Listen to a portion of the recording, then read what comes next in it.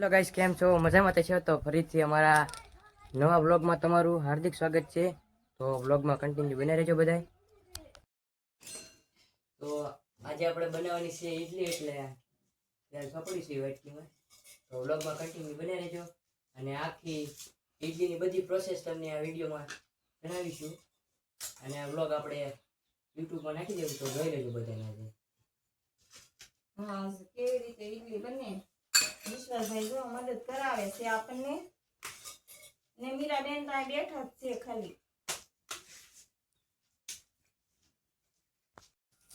પેલા રાઈ નાખી, પછી હવે નાખ્યું જીરું, પછી હવે નાખવાનું છે આ કટિંગ કરેલા ટમેટા.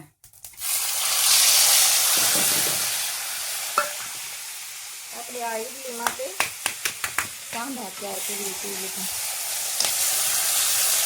આ ટિક્કી બનાવીને એમાં આપણે ઈડલીમાં થોડું બેટર નાખી, પછી પાછું થોડીક એક ટિક્કી બનાવીને પાછળ માથે બેટર નાખી દેવાનું. એટલે ઈડલી બહુ મસ્ત બને એમ.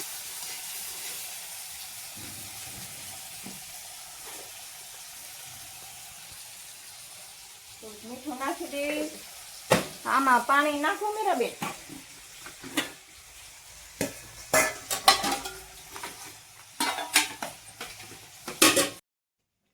આમાં તેલ ચોપડી દીધું છે. હમણાં ઈડલીનું બેટર તૈયાર કરીને આપણે નાખવાનું છે. પછી આપણે મેકી દેશું. આમાં છે ઈડલીનું બેટર, પછી આમાં બટેટાનો ચૂંદો, પછી આમાં તીખારી અને રોટલા પણ બનાવી નાખ્યા છે. માં મોટા બાને વાર્તા કેવા જવાની છે. લાડવા પણ જાળી દીધા છે.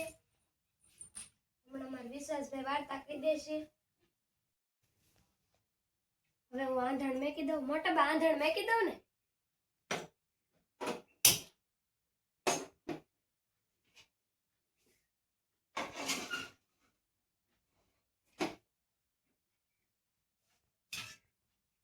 હાલો, આપણે આંધણ મેકી દીધું છે.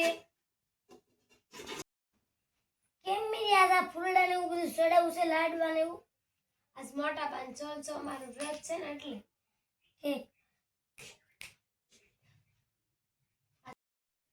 મોટા બાને 16 માનું વ્રત છે, એટલે વાર્તા કહેવાની છે. હમણાં મારા ભાઈ આવે એટલે વાર્તા કહી દે. વિશ્વાસભાઈ ને વાર્તા કેવા બોલાય એવી.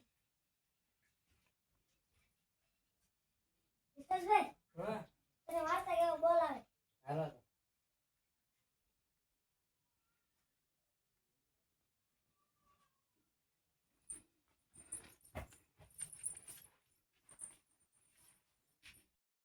પણ કોઈ હારતું નથી, કોઈ જીતતું નથી. એટલામાં તપોધન નામનો બ્રાહ્મણ ફરતો ફરતો ત્યાં આવ્યો અને જોઈને શિવજી કહેવા લાગ્યા કે એ બ્રાહ્મણ, તું જ કહે કોની હાર જીત થઈ અને કોની જીત થઈ, કોની હાર થઈ અને કોની જીત થઈ. ખોટી બોલીશ તો તારું પાપ બ્રહ્મ તો જળવાશે, લજવાશે. એટલું કહીને શિવજીએ પાસા નાખ્યા, ત્યારે શિવજીના કોપથી અતિશય